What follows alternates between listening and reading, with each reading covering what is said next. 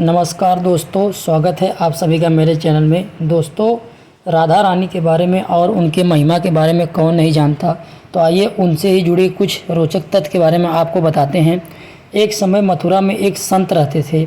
उनके बहुत से शिष्य थे। उन्हीं में से एक सेठ जगत राम भी थे। जगत राम का लंबा चौड़ा कारोबार था।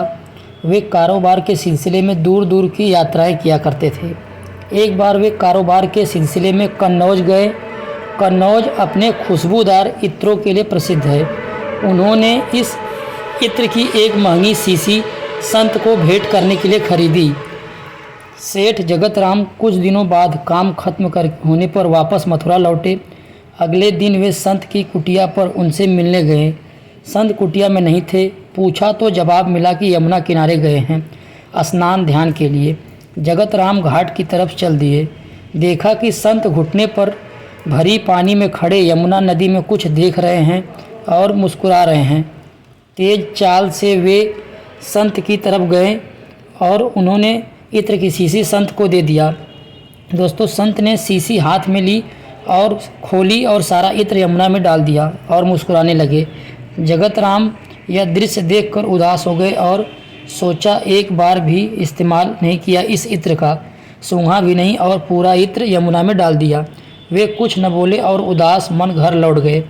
कुछ दिनों बाद जब उनकी उदासी कम हुई, वे संत की कुटिया में वापस आए। संत ने उन्हें देखकर दरवाजे से बुलाया और बुलाने के बाद उनसे कहा, उस दिन तुम्हारा इत्र मेरे बहुत काम आया। ये सुनकर सेठ जगत राम बहुत आश्चर्यचकित हो गए और उन्हें कुछ समझ में नहीं आया।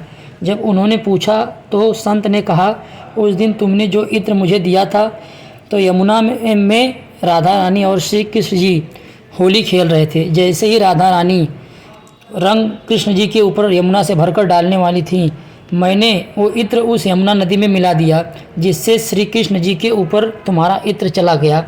दोस्तों, ये सुनकर जगत राम के आँखों में आंसू आ गया, पर उसे विश्वास नहीं हो रहा था। संत ने उनकी आंखों में देखा और कहा, शायद तुम्हें विश्वास नहीं हो रहा, जाओ मथुरा में सारे मंदिरों में घूम कर आओ।